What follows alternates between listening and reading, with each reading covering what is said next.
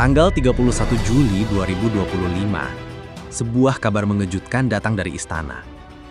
Presiden Prabowo Subianto menyetujui pembebasan massal ribuan narapidana, termasuk mereka yang terlibat kasus korupsi dan kasus politik masa lalu.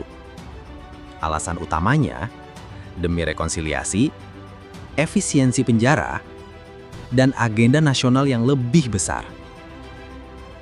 Kebijakan ini disampaikan dalam suasana yang tenang, tanpa pidato panjang, tanpa debat terbuka, tanpa suara rakyat.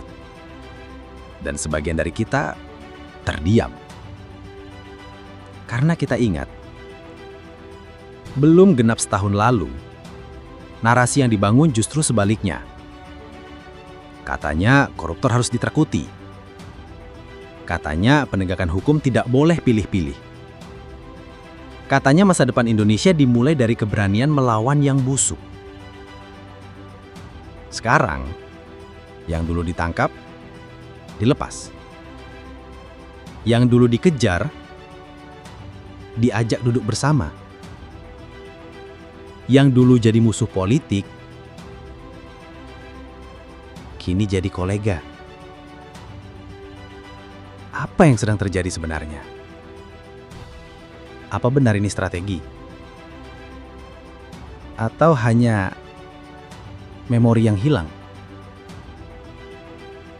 Selamat datang di Wayang Channel, tempat di mana suara rakyat bukan hanya didengar, tapi dipikirkan. Hari ini kita tidak akan teriak, kita tidak akan marah-marah, tapi kita akan mengingatkan. Karena penguasa kita sedang lupa, atau pura-pura lupa. Dulu, katanya tangkap semua koruptor. Sekarang, maaf, demi persatuan bangsa, napi harus dibebaskan. Dulu, korupsi disebut musuh negara. Hari ini, mereka dapat pengampunan negara. Apa yang sebenarnya terjadi? Siapa yang diuntungkan? Dan bagaimana rakyat tetap waras di tengah kekuasaan yang pikun? Konten ini bukan untuk menuduh, tapi untuk mengajak berpikir. Karena kalau rakyat diam, sejarah akan berulang, dan kekuasaan akan terus main lupa. Di awal pemerintahannya, Presiden Prabowo tampil tegas. Kata-katanya tajam, sikapnya keras terhadap korupsi. Publik percaya, ini adalah babak baru. Kita pikir, akhirnya negara serius. Tapi belum genap 1 tahun, arah kebijakan berubah drastis. Negara bukan sedang keras pada korupsi, tapi malah melembekkan jeruji penjara. Mereka menyebut ini reformasi sistem pemasyarakatan.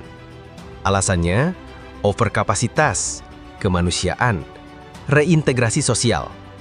Tapi tunggu dulu. Apakah keadilan bisa dikompensasi dengan kuota kamar tahanan? Coba bandingkan.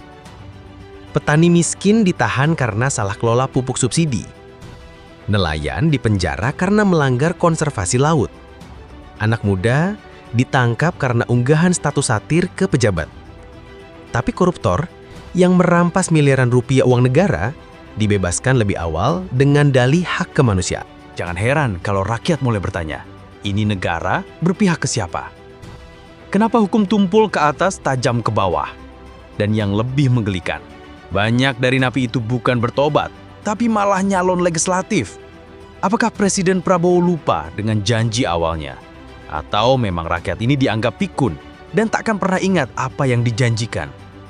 Inilah yang kita sebut sebagai pikun politik. Bukan karena usia, tapi karena kekuasaan.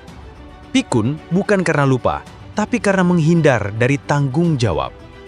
Di negara yang penguasanya mudah lupa, rakyat harus lebih ingat. Ingat siapa yang bicara apa. Ingat janji. Ingat tindakan.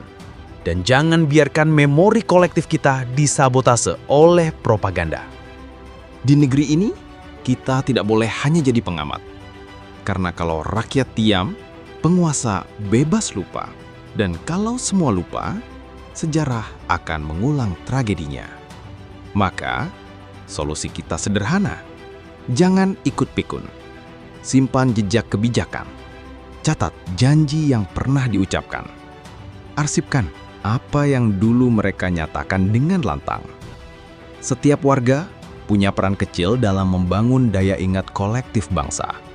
Kalau media lupa, rakyat yang jadi pengingat. Kalau hukum goyah, suara publik harus jadi pilar. Kita tidak butuh pemimpin yang sempurna. Kita hanya butuh pemimpin yang konsisten, waras, dan tak mudah mengingkari dirinya sendiri. Jangan salahkan mereka karena pikun, tapi salahkan kita kalau membiarkan itu terjadi tanpa perlawanan. Saya Wayang, dan inilah suara dari hati yang tidak mau lupa. Jangan lupa subscribe, karena di sini logika masih hidup meski kadang dikurung oleh kekuasaan. Jangan lupa beri komentar kalian. Yang setuju dengan konten seperti ini ketikkan oke, gaspol. Dan jika sebaliknya, Anda cukup ketikkan biarkan si pikun berkuasa. Terima kasih, dan sampai jumpa di konten selanjutnya. Terima kasih sudah menonton hingga akhir. Jika kamu merasa tercerahkan atau justru merasa terusik, tulis pendapatmu di komentar. Kita belajar dari suara semua orang.